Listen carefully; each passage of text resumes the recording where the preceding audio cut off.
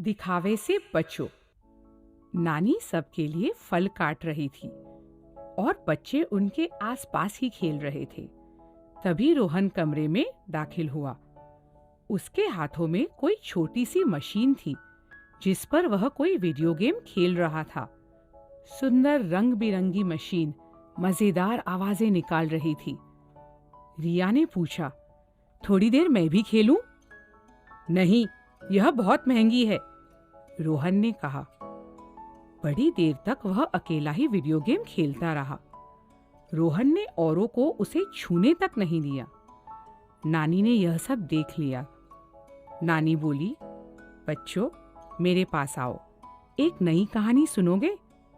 कहानी है एडी की और किस तरह वह वुडवर्ल्ड जंगल वाले अपने दोस्तों के सामने दिखावा कर रहा था, ठीक वैसे जैसे तुम अभी कर रहे हो रोहन। आओ देखें एडी के साथ क्या हुआ। सर्दी का मौसम था। वुडवर्ल्ड जंगल बर्फ से ढका हुआ था। एजे गॉर्जी, हम्पी डीजे और एडी को सर्दियां बहुत अच्छी लगती थी क्योंकि बर्फ में वे बहुत मस्ती किया करते थे। वे बर्फ के पुतले बनाते, एक दूसरे पर बर्फ के गोले फेंकते और बर्फ में लोट भी लगाते। उन्हें बर्फ पर अपनी अपनी स्नो बाइक को इधर उधर भगाने में सबसे ज्यादा मजा आता। उन पांचों के पास स्नो बाइक थी। कभी वे सब तेजी से पहाड़ के ऊपर चढ़ते, कभी तूफान की तरह स्नो बाइक पर पहाड़ से नीचे उतरते। बहुत मजा आता था। एक दिन की बात है, ताजी बर्फबारी हुई थी। वे सब अपनी अपनी स्नो बाइक पर सवार थे। उन सबका मन हुआ कि पहाड़ी ढलानों पर स्नो बाइक दौड़ाई जाए, लेकिन एडी कहीं दिखाई नहीं दे रहा था। एजे ने इधर उधर नजर दौड़ाते हुए पूछा, यह एडी कहाँ चला गया? तभी गर्र करते हुए किसी स्नो बाइक की आवाज आई और साथ में एडी भी नजर आ गया। एडी किसी हीरो की तरह अपनी शानदार नई स्नो बाइक पर सवार होकर तूफानी फर्राटे से अपने दोस्तों के पास आ टपका। दोस्तों की आंखें चमक उठी। वे बोले, वाह एडी, क्या जबरदस्त स्नो बाइक है। अकड़ते हुए एडी बोला, कैसी लगी मेरी नई स्नो बाइक? एडी ने एस्केलेटर घुमाया और स्नो बाइक जोर से घर करते हुए गुर्राई। उसकी आवाज पहाड़ों के बीच गूंजने लगी।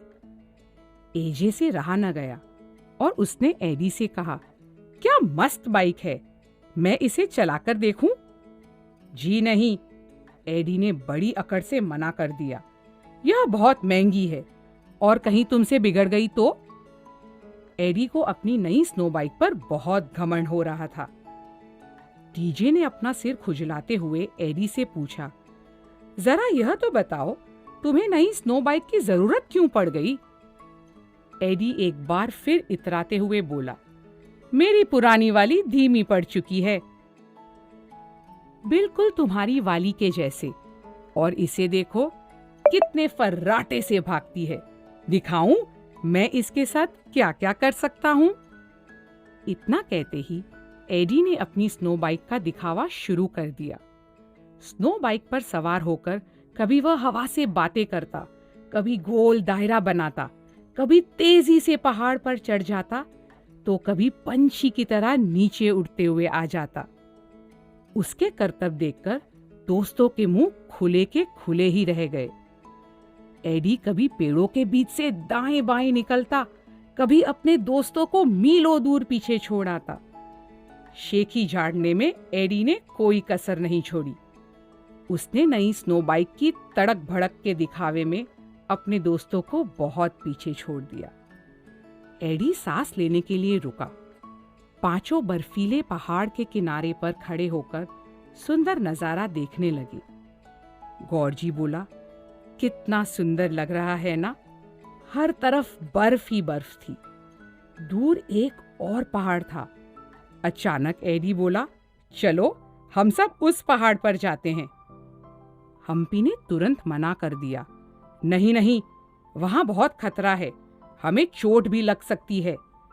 उसकी खिल्ली उड़ाते हुए एडी बोला, डरपोक कहीं का, खतरा केवल तुम्हारी पुरानी स्नो बाइकों को है। मेरी स्नो बाइक तो बड़े आराम से ऊपर चढ़ जाएगी। और वहां से वह तुरंत रवाना हो गया। पीछे से उसके दोस्त चिल्ला पड़े, रुको एडी, एडी रुक जाओ। भला एडी क्यों रुकता? उसके पास तो दौड़ाने के लिए नई स्नो बाइक थी। एडी अकेले ही निकल पड़ा। वह अपनी नई स्नो बाइक को तेजी से पहाड़ पर दौड़ाने लगा। खुशी से वह उत्तेजित हो रहा था।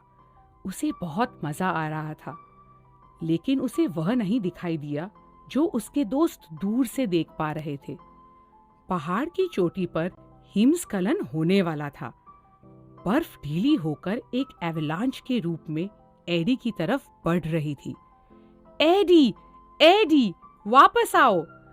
एडी के दोस्त हाथ हिलाकर उसे वापस आने के लिए इशारा कर रहे थे।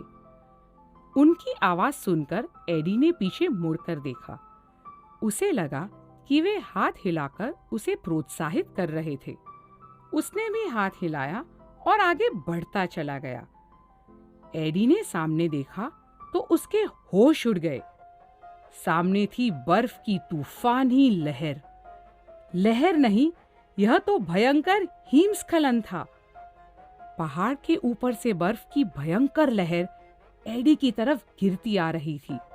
उसने अपनी स्नो बाइक का एक्सेलरेटर तेज किया, लेकिन एवलांच ने एडी का पीछा नहीं छोड़ा।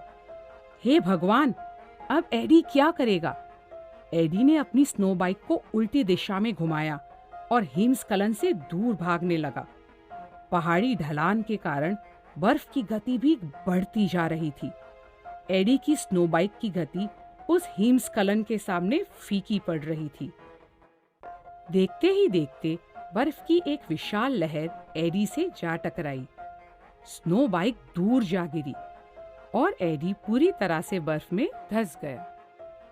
गॉर्जी, हम्पी, एजे और डीजे को काटो तो खून नहीं। एडी कहीं भी नजर नहीं आ रहा था। बर्फ में वह दबा पड़ा था। कुछ पता नहीं पड़ रहा था अब क्या किया जाए। घबराया हुआ एजे बोला, हमें उसे बचाना ही है। अपने अपने फावड़े निकालो और बर्फ हटाना शुरू करो। चारों वहां भागे जहां बर्फ में एडी दबा हुआ था। उन्होंने खूब ताकत से बर्फ को खोदना शुरू किया। कुछ ही देर बाद उन्हें बर्फ में दबा हुआ एडी दिखाई दिया। वे तब तक खोदते चले गए जब तक वे एडी को पूरी तरह से बाहर खींच नहीं लाए। लेकिन तब तक उनका दोस्त बर्फ में जम चुका था। बर्फ से बाहर आने के बाद भी उसका शरीर अकड़ा हुआ था। सब उसे हिला हिलाकर उठाने की कोशिश कर रहे थे। एडी, एडी, होश में आओ। लेकिन उनकी आवाज एडी तक नहीं पहुंच रही थी। तब डीजे को कुछ याद आया। उसने पीछे से जाकर एडी की दुम को जोर से काटा।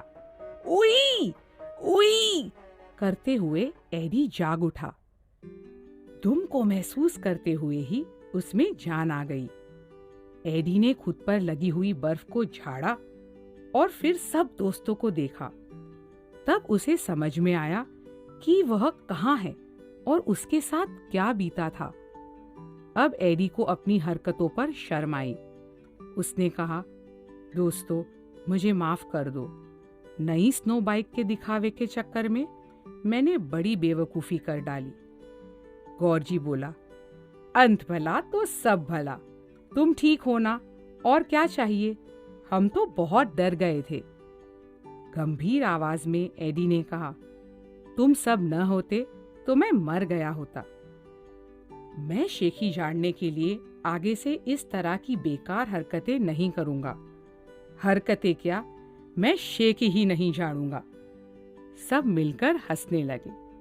एडी को सुरक्षित पाकर सब में हिम्मत आ चुकी थी। एडी ने पूछा, एजे, तुम मेरी स्नो बाइक चलाना चाहते थे ना? ये लो। एजे ने खुशी से एडी की हथेली पर हथेली मारी और दोनों निकल पड़े। केवल एडी ने ही नहीं, सबने नया सबक सीख लिया था। नानी ने कहानी खत्म करते ही पूछा, क्यों बच्चों, तुमने देखा कि एडी के साथ क्या हुआ? तब रोहन को अपने किए पर शर्म आने लगी। उसने कहा, नानी, मुझे समझ आ गया। मैं अब घमंड नहीं करूंगा। मैं सबको अपना वीडियो गेम खेलने दूंगा। नानी ने प्यार से रोहन के सिर पर हाथ फेरा। बारी बारी से वे सब बच्चे रोहन के नए वीडियो गेम पर खेलने लगे। नानी को संतोष हुआ कि नया सबक वे सब समझ चुके थे। हमने क्या सीखा? अपनी बढ़िया नई वस्तुओं का दिखावा करना गलत है। लोग तुम्हें घमंडी समझेंगे। विनम्रता से अपनी चीजें औरों के साथ बांटा करो। इससे तुम्हें औरों का ढेर सारा प्यार मिलेगा।